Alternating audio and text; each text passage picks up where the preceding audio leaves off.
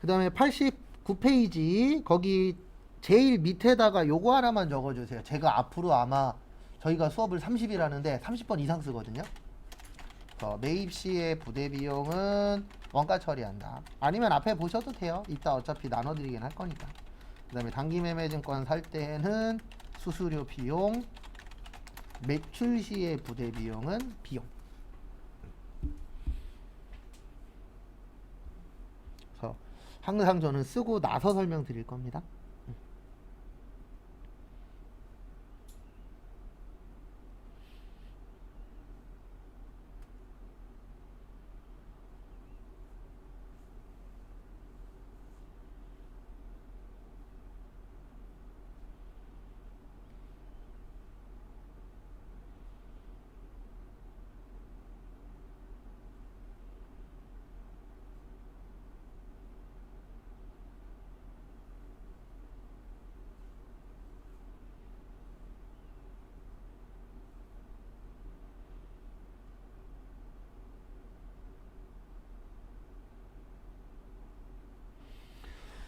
그래서 앞에 보시면은요, 요게 부대 비용이 뜻이 뭐냐면 추가 비용이라고 생각을 하시면 되세요. 그래서 대표적인 게 물건 살 때, 물건 구입 시에 그 운반비 들어가잖아요. 그래서 우리 인터넷에서 물건 같은 거 구입할 때 중요하게 보는 게 두 가지예요. 하나는 가격, 그 다음에 또 하나는 운반비 포함이냐, 택배비 포함이냐, 택배비 별도냐. 이것도 유심히 보는 내용 중에 하나잖아요.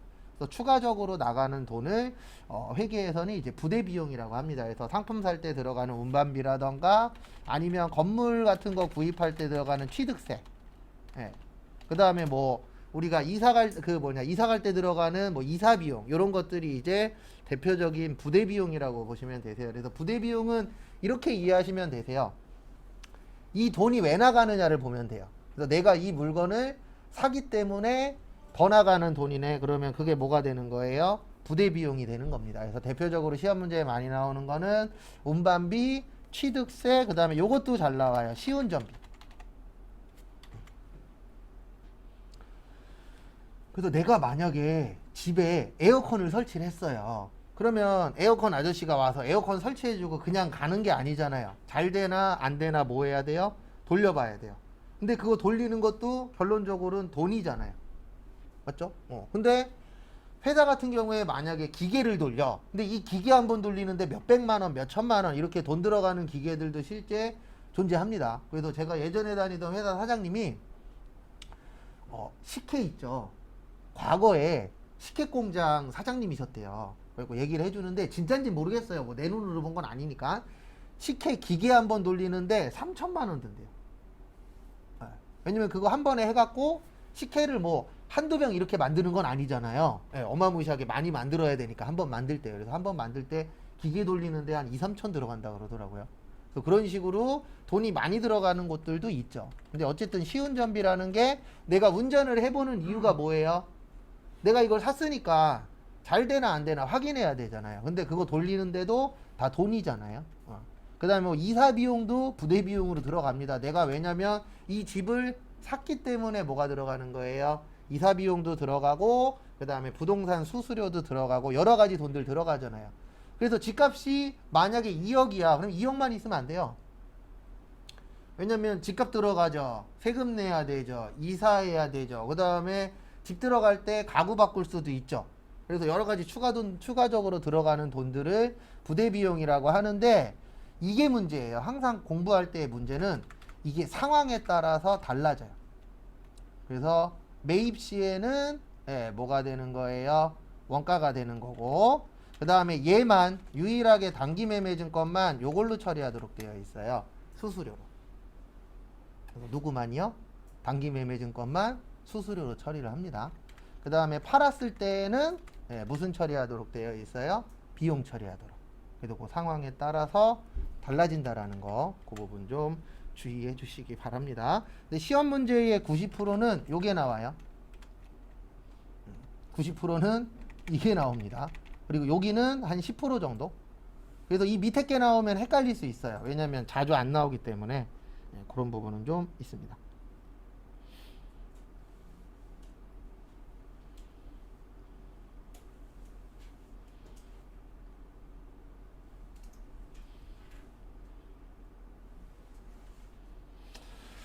그래서 참고하시고요. 그 다음에 다음 페이지. 거기 90페이지에 보시면 평가라고 있으세요. 그래서 앞으로 요 평가라는 말이 많이 나올 건데 평가는 결산 때 하는 거고요. 제가 앞으로 결산이라고 적어드리면 이렇게 생각을 하세요. 몇 월 며칠이요? 12월 30일. 얼마 안 남았죠? 근데 진짜 12월 31일 날 하진 않습니다. 대부분 회사가 12월 31일 날은 저희는 없지만 예, 어떤 회사는 출근 안 하는 회사도 있고 출근하더라도 반만 일하는 회사도 있고 다 일하는 회사도 있고 야간까지 하는 데들도 있긴 있어요. 근데 어쨌든 12월 31일이 내 개인적으로 봤을 때는 좀 특별한 날이잖아요. 왜냐면 오늘이 지나면은 예, 이제 내일부터는 2021년은 없는 날이죠. 그래서 특별한 날이죠. 그래서 그때 회계 파트에서는 원래 결산을 하도록 되어 있는데 12월 달에 하진 않고요. 대부분 3월 달에 많이 해요. 왜 3월에 많이 하냐면 3월 달이 법인세 내는 달이거든요. 근데 세금을 내려면 회계를 마무리를 지어야 돼요. 그 마무리 짓는 걸 뭐라 그래요? 결산이라고 표현을 합니다. 그래서 평가의 뜻이 뭐냐면 이거 맞추는 거예요. 돈 맞추는 거. 이게 평가예요. 그러니까 이런 경우에요. 되게 단순하게 좀 설명을 드리면 만약에 내가 주식을 샀는데 1,000원 주고 샀어요. 근데 이게 결산 때 봤더니 1,200원이 됐어. 이렇게 올라갈 수도 있어요, 없어요? 있죠. 그래 올라갔으니까 200원 뭐요? 이익. 그 다음에 내가 살 때는 1,000원 주고 샀는데 이게 결산 때 봤더니 12월 31일 날 봤더니 700원이 됐네. 이럴 수도 있죠. 그러면 얼마 떨어졌어요? 300원. 그러면 요건 뭐가 되는 거예요? 손실. 그래서 이런 식으로 금액을 맞추도록 되어 있어요. 왜 맞추냐면은 금액이 변화됐잖아요. 네, 근데 이거를 매일 할 수는 없어요. 매일 할 수는 없고 1년에 일반적으로 한 번만 맞추는 거예요. 몇 월 며칠 날이요? 12월 31일 날. 그 부분 참고해 주시기 바랍니다. 그 다음에 거기 밑에 보시면 배당금 수익하고 이자 수익이라고 있으실 겁니다. 그래서 배당금 수익하고 이자 수익이 있는데 배당금 수익은 여기에서 나오는 거예요. 주식. 그래서 제가 아까 주식하면은 이제 비싸게 파는 방법이 하나 있고 배당금 받는 방법이 있다 그랬잖아요. 그래서 수익이라는 게 돈 버는 거예요. 그래서 배당금으로 돈 벌었다 그래서 뭐라 그래요? 배당금 수익. 그 다음에 이자 수익은 이자로 돈 번 거예요. 그래서 요거는 사채 이야기 하는 겁니다. 그리고 우리가 공부할 때 사채라고 제가 설명드리면 러시앤캐시 미주사랑 아니에요. 그거는 개인 사채고 저희가 공부할 때는 회사채예요. 근데 회사채라고 안 하고 그냥 뭐라 그래요? 사채라고 표현합니다. 그러면은 요거는 회사에서 돈을 빌리는 거구나. 그래서 과거에 이런 경우가 한 번 있었죠. 이거 난리 난 적이 있었는데 동양 사태가 한 번 난 적이 있었어요. 네, 동양증권에서 이제 동양 관련돼서 이 사채를 팔아먹었었는데 문제는 뭐였었냐면 여기가 망할 거라는 걸 알았었던 거죠. 그때 동양증권이 문제였었어요. 네, 근데 사람들한테 이렇게 유혹을 했어요. 어떻게 유혹을 했냐면 그 당시에 이자가 7%에서 8% 정도 됐었거든요. 근데 이렇게 유혹하는 겁니다. 15% 줄게. 그래서 항상 많이 준다 그러면 의심 먼저 해야 돼요. 왜냐면 생각을 해보십시오. 저는 그런 마인드로 사는데 이게 꼭 좋은 마인드는 아닙니다. 진짜 여기에 투자하면 100% 돈을 벌 수 있어. 그러면 옆 사람한테 가르쳐 줄 거예요? 나라면 안 가르쳐 줘. 왜요? 여기에다 투자하면 돈 벌 수 있어. 그러면 사돈의 8천까지 돈을 빌려서 내가 투자하지. 네. 근데 거기에다가 일반적인 것보다 많이 준대. 그러면 거짓말일 확률이 어때요? 높아요. 그래서 실제 IMF 때 원래 과거에는 삼성이 1등이 아니었어요. IMF 전까지는 대우가 1등이었어요. 근데 대우가 망했잖아요.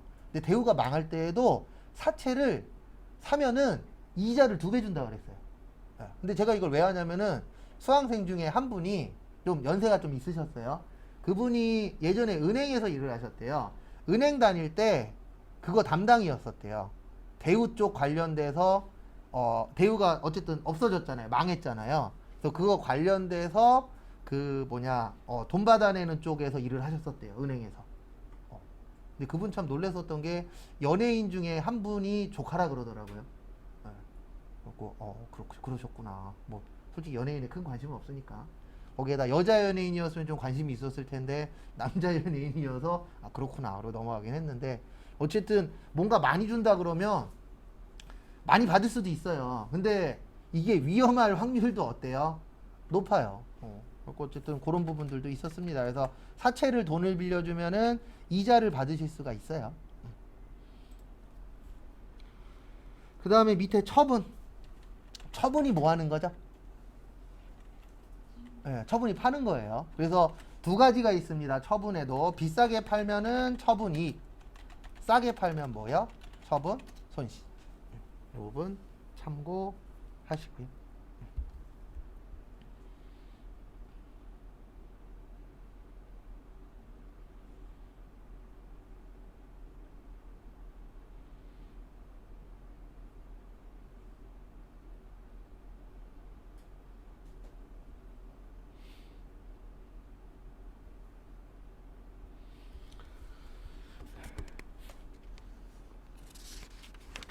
그래서 두 가지 차이점은 아셔야 돼요. 평가는 돈 맞히는 거고 처분은 파는 거예요.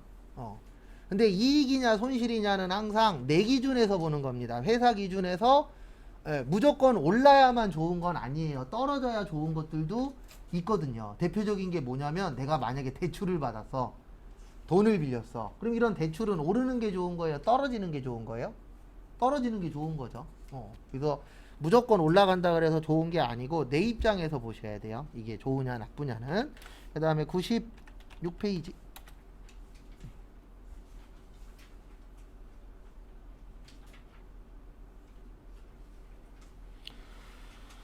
그래서 96페이지 보시면 채권 채무인데요. 나중 되면 이렇게 되셔야 됩니다. 채권 그러면 뭐 할 돈이라고요? 받을 돈. 그 다음에 채무 그러면은요 줄 돈, 갚을 돈. 이렇게 기억이 나셔야 돼요. 그래서 우리 TV나 뭐 이런 거 보다 보면은 채권자 나오고 채무자 나오잖아요. 그래서 채권자 그러면 받을 게 있는 사람, 채무자 그러면 갚을 게 있는 사람. 근데 가면 갈수록 바뀌고 있습니다. 옛날에는 채권자가 두 발 뻗고 잤는데 요즘엔 채무자가 두 발 뻗고 자요.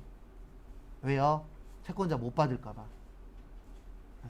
그래서 가장 좋은 건 채권도 없고 채무도 없는 게 가장 좋은 시대가 돼버렸습니다. 옛날하고 달라요. 옛날에는, 그러니까 옛날 분들은 돈을 빌리면 그 돈을 우선 변제해야지 이런 마인드가 세셨다 그러면 요즘 분들은 못 갚으면 말지 뭐. 개인 파산하면 되지. 약간 이런 마인드들로 바뀌고 있는 추세라 돈 빌려주는 건 고민 많이 하셔야 됩니다. 그래서 만약에 돈을 빌려줘야 돼. 그러면 이런 마인드로 빌려줘야 돼요. 이 돈은 못 받아도 돼. 정도의 금액만 빌려줘야지 이 돈 못 받으면 큰일 나. 그러면 절대 빌려주면 안 돼요. 누굴 믿어요? 요즘 같은 시대에. 친한 친구도 돈 안 갖고 도망가요? 안 가요? 가요. 그래서 저도 못 받은 게 한 4, 500 정도 돼요. 아는 사람 빌려줬다가. 그리고 빌려주실 때에 당연히 거기까지는 안 가야 되겠지만 저도 안 가고 그냥 내가 인생 공부 200만 원어치 했겠거니 하고 넘어가긴 했는데 돈 빌려줄 때 통장으로 싸주잖아요. 통장으로 싸줄 때 이건 조심하셔야 돼요. 꼭 그 사람 이름으로 된 통장으로 싸줘야 돼요. 근데 저는 이제 어떻게 보면 바보였어 갖고 그 당시에는 당했는데 그 사람이 뭐라 그랬냐면 지금 내 통장에 문제가 있어서 친구 통장 불러줄 테니까 거기로 보내줘. 이거 보내면 나중에 소송 가도 내가 져요. 맞죠? 그래서 그렇죠. 못 받아요. 그래서 알아봤더니 못 받는데요. 그래서 포기했어요. 그리고 이미 그 전에 도망가 버렸고. 네? 아니, 보이스피싱 아니었어요. 아는 사람한테. 보이스피싱이었으면 내가 더 바보가 됐을 텐데, 어떻게 보면 더 바보죠, 뭐. 어쨌든 아는 사람한테 당했어요. 그렇죠. 그냥 뭐 인생 공부했다 이렇게 생각하고 넘어갈 금액이긴 하지만 저 아시는 분 보이스피싱으로 2천 당했어요. 그러니까 아시는 분의 남편분이 그 당시에 한참 유행이 손주 관련된 보이스피싱이 유행이었거든요. 근데 참고로 애들은 울면 목소리 거의 대부분 다 비슷하잖아요. 그래갖고 울면서 그걸로 당한 거죠. 그래갖고 2천만 원 보냈는데 원래 그 통장에 그분이 좀 잘 사세요. 그 통장에 원래 8천인가 1억 있었대요. 원래는 다 빼주는 거였었는데 2천만 원이 한도로 걸려 있었던 거죠. 당일 한도로. 그래서 2천만 원만 줬다 그래갖고 그분 한 달 동안 누워 있었어요. 저걸 죽이네 살리네 하면서. 아, 이 얘기는 좀 오래된 얘기예요. 한 2000년대 중후반? 네. 회사 숙소에서 어지간한 날 그날 외출을 했는데 누구 밤에 전화 먹으면서 그랬더니 나중에 알고 경찰 신고했더니 경찰들이 다 도망돼가지고 다 뒤졌는데 못 찾았어. 근데 그런 거 한참 유행이었죠. 저도 한 번 온 적이 있어요. 근데 저는 초창기에 와갖고 보이스 피싱인데 초창기에는 기계 목소리였거든요. 아, 예. 그리고 기계 목소리 나길래 그냥 끊어버렸죠. 근데 지금은 대한민국 사람이 외국 가서 보이스 피싱 하잖아요. 그러니까 당할 수밖에 없죠. 그 정보를 다 알고 나니까. 그렇죠. 그래서 이제는 뭐냐. 그래서 저희 와이프도 카톡으로 오빠 3만 원만 붙여줘 그러면서 꼭 밑에다가 한 줄 더 써요. 못 믿겠으면 전화해. 예. 지금 많이 인수가 많이 달라졌어요. 근데 뭐 3만 원 정도야 뭐 보이스피싱으로 당했어도 뭐 나한테 큰 지장은 없으니까 그냥 보내주고는 있는데. 증거를 찍어서 보내라고 그러잖아요. 네? 아 근데 아직까진 진짜 했으니까요. 나중에 한번 이게 당하면은 뭐 증거사진 받긴 하겠지만 어쨌든 참 위험해요 요즘에. 그래서 제일 먼저 보실 게 외상 관련된 겁니다. 그래서 요거 몇 번 더 적는다고 했었죠 어저께. 외상 매출금하고 외상 매입금은 판매와 관련이 있어. 그 다음에 미수금하고 미지급금은 판매와 관련이 없어. 이렇게 나누어지죠.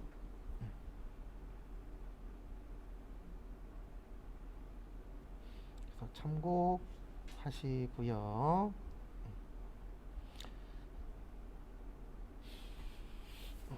그래서 거기 잠깐 지문 보시면 외상매출금, 외상매입금 거기 첫 번째 줄에 재고자산이라고 되어 있어요.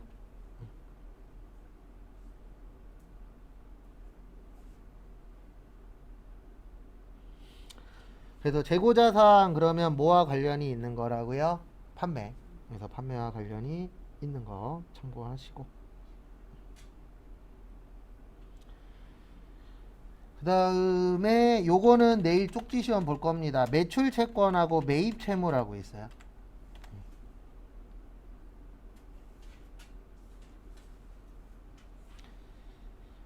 그래서 매출 채권은 두 가지가 있습니다. 외상 매출금하고 받으럼, 그 다음에 외상 매입금하고 지급엄. 이렇게 이제 두 가지로 나누어진다라는 거 참고하시고요.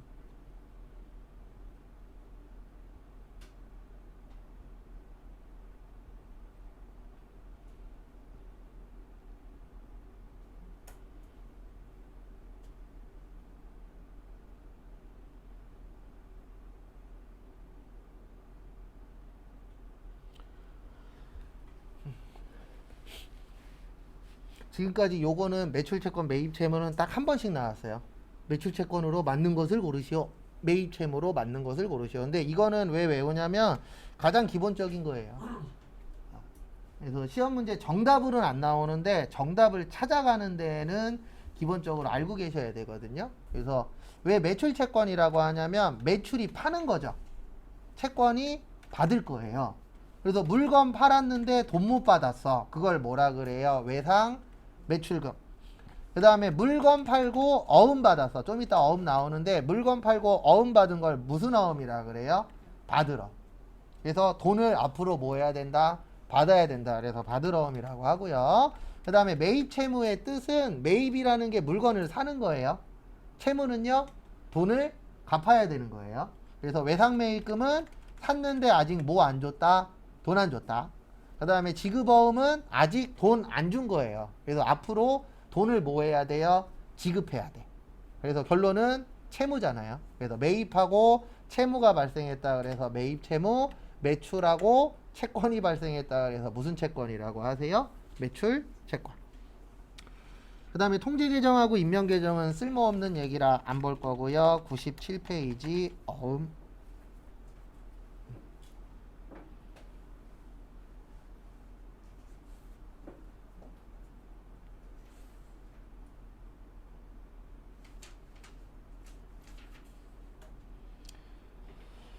그 다음에 거기 97페이지 저기 박스 보시면 약속어음이라고 있어요. 그래서 상법에서는 이제 약속어음이라고 표현을 합니다. 그래서 약속하는 거예요. 무슨 약속하냐면 날짜 되면 돈 줄게. 라고 뭐 하는 거예요? 약속하는 겁니다. 그래서 회사들 보면 가끔씩 뉴스에 보면은 부도 났다라고 나오잖아요. 이 부도가 나는 이유 중에 하나가 이 어음 만기일이 됐는데 돈이 없는 거죠. 그래서 돈 못 갚으면은 뭐가 나는 거예요? 부도가 나는 거예요. 그래서 종종 TV에서 부도 난 거 나올 때 가장 슬픈 게 동네 빵집인데 좀 대형 빵집들 있잖아요. 그런데 좀 부도 났다 그러면 좀 안타깝긴 하더라고요. 근데 빵집은 어느 순간 저기 아니면 힘들어요. 파리바게뜨. 맞죠? 프랜차이즈 아니면 빵도 그렇고 커피도 그렇고 개인이 뚫고 나가기가 쉽지 않은 업종 중에 하나인 것 같아요. 보면. 근데 확실히 커피 전문점은 대빵 많아요. 저희 동네 콧구멍만한 동네인데 거기만 해도 커피 파는 데가 한 7개인가 8개 있으니까. 그래서 항상 한 군데 지나갈 때마다 버스 탈 때마다 지나가는 커피 파는 데가 있거든요. 거기 지나갈 때마다 무슨 생각 드냐면 월세는 낼까? 그 다음에 이 생각도 해요. 물어보진 않았으니까 건물주인가? 왜냐면 장사 되는 걸 거의 못 봤거든요.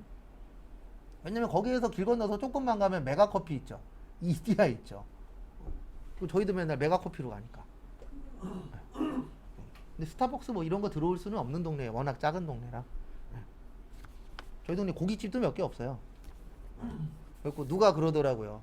저기 역에서 버스 기다리면서 있는데 누가 면 들어간다고 촌동네 들어간다는 식으로 이야기 하더라고요. 근데 예? 아니에요. 장기동이에요. 예. 경소동은 아니에요. 아니요. 김포 아니에요. 계양구 장기동 있어요. 조그매요 동네 되게. 예, 계양구 장기동. 김포 장기동 아니에요. 거기도 작아요. 그래서 약속한다 그래서 약속어음. 근데 우리한테는 약속어음은 필요 없어요. 왜냐면 우리 상법 공부하는 게 아니잖아요. 회계에서는 받을 어음하고 무슨 어음이요? 지급어음. 그리고 채권은 무조건 자산이에요. 채권은 뭐라고요? 자산. 채무는 무조건 부채예요. 이 부분 참고하시고.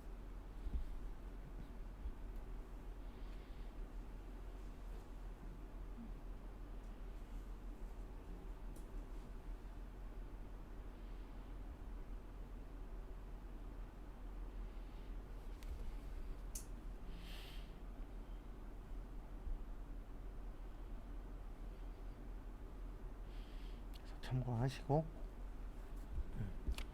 그래서 앞으로 받을 거네 그러면 뭐라고요? 자산.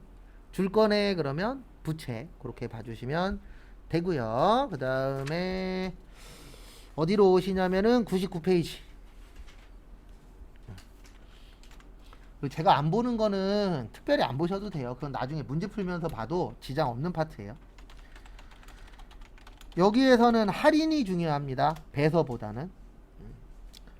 그래서 우리 수표는 이서라고 하고요. 어음은 배서라고 해요. 이게 무슨 뜻이냐면 우리 수표 쓸 때 뒤에다가 주민등록번호하고 전화번호하고 이름 적는 걸 이서한다라고 표현을 하고요. 어음도 사용할 때 어음 뒤에다가 회사 주소, 회사 이름 이런 거 다 적도록 되어 있거든요. 그걸 뭐라 그래요? 배서라고 표현을 해요. 그래서 배서 나오면 받을 어음이에요. 요건 외우셔도 돼요.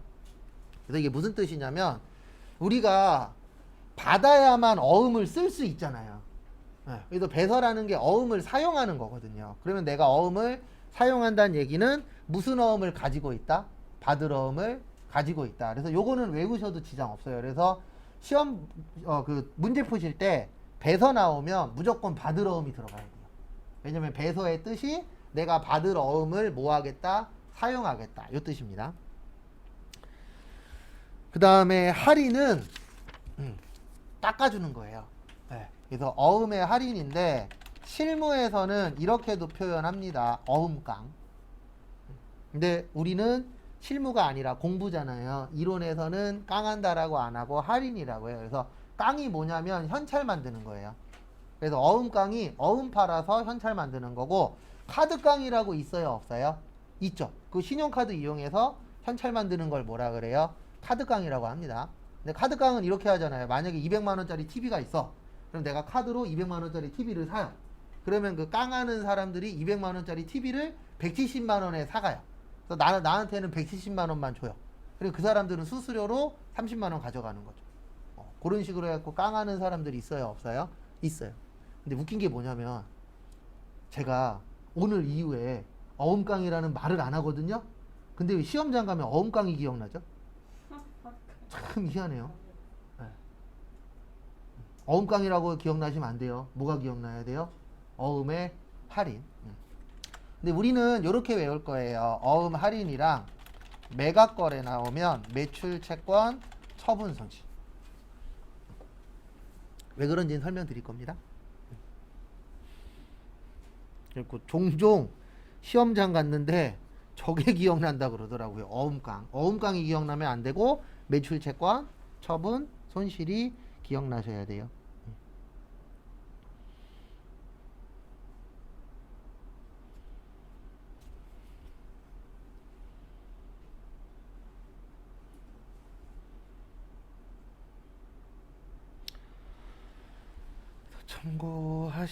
참고하시고요. 그래서 같이 한번 보시면 할인의 뜻이 뭐예요? 우리 할인 행사 하잖아요. 싸게 파는 거예요, 비싸게 파는 거예요? 싸게 파는 걸 할인이라고 하죠. 그러면 우리는 소비자 입장에서 봐야 돼요, 회사 입장에서 봐야 돼요? 회사 입장에선 이익이에요, 손해예요? 손해예요. 왜요? 싸게 팔았으니까. 그 다음에 매각이라는 게 파는 거예요. 그래서 우리 어음이라는 거는 싸게 팔 수밖에 없어요. 왜 싸게 팔 수밖에 없냐면 만약에 어음은 만기일이 있거든요. 어음 만기일이 만약에 2022년 3월 1일이에요. 그러면 원래 이 어음을 며칠까지 갖고 있어야 돼요?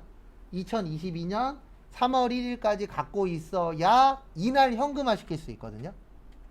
근데 만약에 오늘 돈이 필요해. 근데 아직 만기일 안 됐잖아요.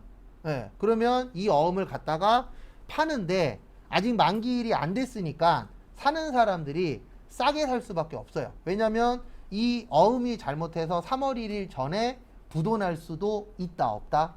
있다. 그래서 사는 사람들은 그것까지 껴안고 사는 거거든요. 근데 참고로 이 어음은요, 어음 할인은 신한은행에서도 해요. 국민은행에서도 하고. 근데 신한은행이나 국민은행처럼 1금융권은 대형회사의 어음만 할인해줘요. 아무거나 할인하지 않습니다. 그래서 이렇게 그 길거리 지나다니시다 보면 아마 보신 분도 있고 못 보신 분도 계실 건데 현수막 달려 있잖아요. 현수막에 이런 문구 있을 때가 있어요. 어음 삽니다 라는 문구가 종종 붙어 있어요. 현수막에 보면 그게 요구하겠다는 얘기예요. 어음 나한테 뭐 하란 얘기예요? 팔란 얘기예요. 근데 그런 업체들한테 팔면 수수료가 30% 40%가 돼요. 근데 은행에다 팔면은 한 3%에서 5% 정도? 그래서 웬만하면은 제1금융권을 이용을 해야 됩니다. 근데 문제는 뭐냐면 제1금융권이 무조건 해주는 건 아니잖아요. 그래서 내가 신용이 안 좋아진다거나 담보가 없거나 그러면 제1금융권에서 안 해주겠죠. 그러면은 이제 농협이나 이런 데처럼 제2금융권 밑으로 내려갈 수밖에 없어요. 근데 밑으로 내려가면 내려갈수록 뭐가 올라가요? 이자가 올라가죠. 그래서 이게 참 문제긴 해요. 그래서 저 예전에 그런 적도 있었어요. 거래처에 줄 돈이 1억이 있었거든요. 근데 우리 회사가 돈이 없으니까 계속 못 줬었어요. 그래서 그 회사가 갑자기 연락 온 거예요. 뭐라고 연락 왔냐면 채권 추심업체라고 있어요, 없어요? 있어요. 좀 이따 추심 나와요. 추심이 뭐냐면 돈 받는 거예요. 그래서 돈 받아주는 업체한테 넘겼대요.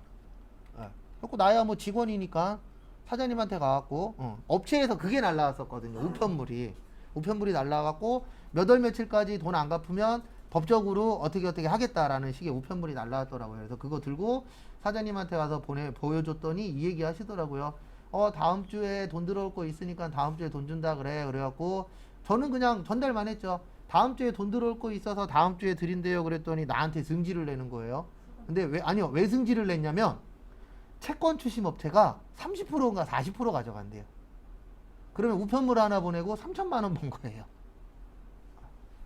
그래서 속으로 무슨 생각했냐면 아니 그럼 채권 추심 업체에 넘기기 전에 전화해서 몇 월 며칠까지 안 주면 넘기겠다 이런 얘기 할 수도 있어요, 없어요? 있죠. 그런 얘기도 안 하고 갑자기 자기들이 넘겨버렸거든요. 왜냐면 못 받을 거라고 생각하고. 근데 어쨌든 밑으로 내려가면 내려갈수록 수수료가 상상 그 이상입니다. 3, 40%면 큰 거잖아요, 솔직히. 절대 작은 거 아니죠. 예? 얼마에 그러니까 받아야 되는 돈에 3, 40% 받아먹는다 그러더라고요. 좀 차이는 있겠죠. 받을 게 있었는데 아, 그러셨어요? 몇 프로 달래요? 굳이 많이 받지 않아요. 어. 그때 못 받았어요. 내가 복수를 치나 되더라고. 근데 어쨌든 복잡해져요, 못 받으면. 그래서 제 개인적인 생각은 그냥 그런 일을 안 만드는 게. 왜냐면 가면 갈수록 못 받는 경우들 되게 많을 거예요. 왜냐면 사람들이 요즘에는 다 알아보고 어느 정도 확인 같은 거 다 하고 어떻게 하면은 만약에 형을 살더라도 덜 사느냐, 아니 집행유예로 끝나냐, 아니면 그냥 어물쩍 넘어갈 수 있냐, 그런 것도 어느 정도 확인 다 하고. 요즘 범죄하시는 분들도 미리 다 확인하고 하지. 그냥 갑자기 우발적으로 하는 사람도 있긴 있지만 우발적보다는 어느 정도 준비하고 하는 사람도 있어요. 그래서 과거에 그 예전에 신동엽 씨 나왔었던 프로 중에 그 기자들 나오는 프로 있었거든요. 신동엽 씨하고 기자하고 이렇게 나와갖고 대화하는 게 있었는데, 거기 어떤 경우가 있었냐면, 이건 지금도 유행이에요. 뭐냐면 중소기업 사장님들이 회사가 망할 것 같으면 위장 이혼을 해요. 그건 많이 네, 그건 예전에도 많이 하고 앞으로도 많이 하는데, 어떤 내용이었냐면 위장 이혼을 했대요. 망했어요. 근데 그게 소멸시효가 5년이래요. 5년 동안 도망 다니면 안 갚아도 돼요. 5년 후에 자기 와이프한테 와갖고 나 이제 소멸시효 끝났으니까 나랑 행복하게 살자 그랬더니 여자분이 뭐라 그랬어요? 꺼져. 난 다른 남자랑 살 거야. 이런 일이 있었다라고 한번 뉴스에 그 프로에 나오더라고요. 그래서 그런 상황 자체를 안 만드는 게 가장 어때요? 좋아요. 왜냐면 솔직히 이게 꼭 맞는 얘기는 아니지만 요즘 같은 시기에 누굴 믿어요? 그렇죠. 이 사람이 어떤 사람인지 모르잖아요. 겉으로는 되게 좋은 말만 하고 그랬다가 나중에 뒤통수 칠 수도 있는 거고. 그래서 모르겠어요. 가족은 그나마 많이 믿겠지만 가족 아닌 사람은 어쨌든 우리 가족보다는 덜 믿을 수밖에 없는 시대니까, 시대 자체가. 그래서 제가 제일 싫어하는 현수막 중에 하나가, 지금 이 집을 살면 1억을 벌 수 있대. 그럼 네가 사면 되잖아요. 1억 버는데 왜 남한테 팔아? 전 약간 그런 마인드라. 그래서 돈을 못 벌어요. 그 다음에 어음의 개석 100페이지. 그래도 요거 외울 거예요. 어음 할인 매각거래 나오면 뭐요? 매출채권, 처분 손실. 이따 정리는 해드릴 겁니다. 어음의 개선은 이거예요. 교환.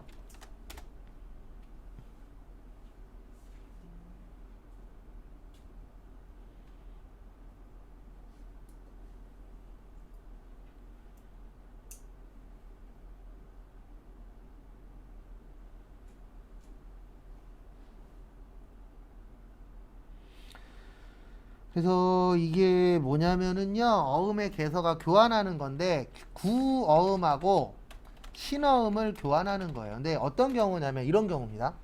만약에 다음 달에 갚을 돈이 1억이 있는데 다음 달에 1억을 죽어도 못 갚어. 돈이 없어. 그러면 가만히 있으면 부도나잖아요. 그러면 상대방한테 이렇게 이야기를 하는 거예요. 저기 죄송한데 다음 달에 줄 돈이 없다. 그 대신 3개월 후에 들어올 돈이 있다. 그걸로 꼭 갚겠다. 그러면 상대방 회사도 한 달 기다렸다가 부도나는 게 좋아요? 3개월 있다 받는 게 좋아요? 3개월 있다 받는 게 좋겠죠. 그래서 옛날에 그 한 달 남은 어음하고 3개월 남은 어음하고 교환하는 거, 요거를 뭐라 그래요? 개서라고 표현하는 거예요. 시험엔 안 나옵니다. 왜 안 나오냐면 이런 경우가 많지 않아요. 그리고 여기까지 가면 못 받을 확률이 올라가는 거라고 보시면 돼요. 왜냐면 일반적으로 회사에서 어음 같은 거 발행할 때 우리 돈 들어올 거 계획 잡아갖고 발행하는 거지, 그냥 막 발행하는 경우는 많지 않아요. 나쁜 회사 아닌 이상은. 근데 어쨌든 이거를 조금 더 늦게 주겠다는 얘기는 계획이 틀어진 거잖아요. 그러면 그 다음에 받을 수도 있겠지만 못 받을 확률도 조금씩은 올라가는 거기 때문에, 그래서 우리가 약속을 되게 중요하게 생각을 하잖아요, 사람들이. 왜냐면 한 번 어기는 건 어때요? 어려워요. 그 대신 한 번 어기면 두세 번은 쉽습니다. 이게 사람 마인드가 그래요, 원래. 그래서 그게 그런 부분들이 있어요. 근데 시험에는 안 나옵니다. 그 다음에 조금만 더 보고 쉴게요. 103페이지. 오늘은 어디까지 볼 거냐면은 105페이지까지만 볼게요. 그리고 나머지는 내일 볼 겁니다. 그래서 103페이지 보시면 단기 대여금과 단기 차입금이라고 있는데요. 그 옆에다 장기 대여금과 장기 차입금이라고도 좀 적어주세요.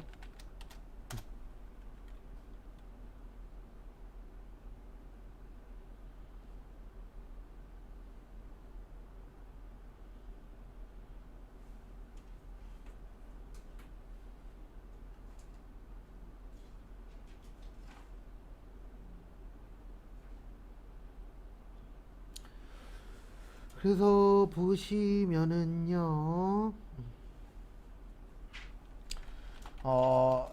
대여금은 자산이에요. 왜냐면 대여하면은 빌려주는 거잖아요. 그러면 돈 받아야 되니까 채권. 그 다음에 차입금은 부채예요. 왜냐면 차입의 뜻이 뭐냐면 차자가 빌릴 차자고 입자가 들어올 입자예요. 그러면 돈 빌렸으면 뭐 갚아야 되죠? 돈 갚아야 되죠. 갚아야 되니까 뭐예요? 채무. 그러니까 초반에 우리가 할 수 있는 건 두 가지밖에 없어요. 하나는 암기랑 또 하나는 뜻풀이 정도? 그리고 나머지는 하지 마세요. 분기 연습 지금 할 필요 없어요. 왜냐면 아직 분기 어떻게 돌아가는지도 모르잖아요. 어저께 딸랑 뭐 4-5개 풀었는데. 그래서 지금은 두 가지 위주로 하시면 도움이 되실 거예요. 암기하고 뜻풀이. 그래서 단기 대여금이래. 그러면 단기는 1년 이내야. 대여는 돈 빌려주는 거야. 네. 대여금의 뜻이 돈 빌려주는 거잖아요. 그러면 빌려줬으니까 뭐 받아야 돼요? 돈 받아야 돼. 이런 식으로 해석을 좀 하시면 조금은 도움이 되실 거예요.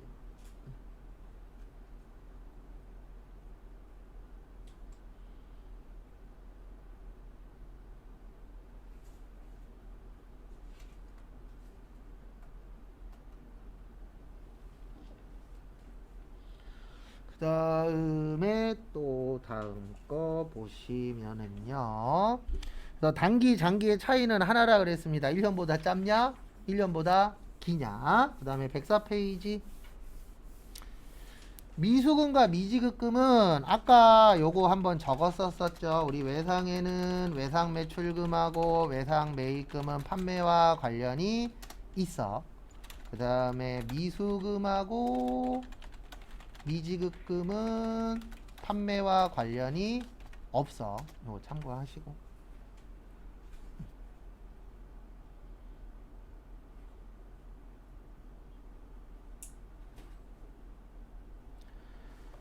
그 다음에 105페이지에 보시면 선급금과 선수금 있는데요. 선급금과 선수금은 이렇게 생각하시면 돼요. 선급금은 자산이고 채권, 선수금은 부채고 채무. 그래서 이 선급금과 선수금은 언제 쓰는 거냐면 계약금.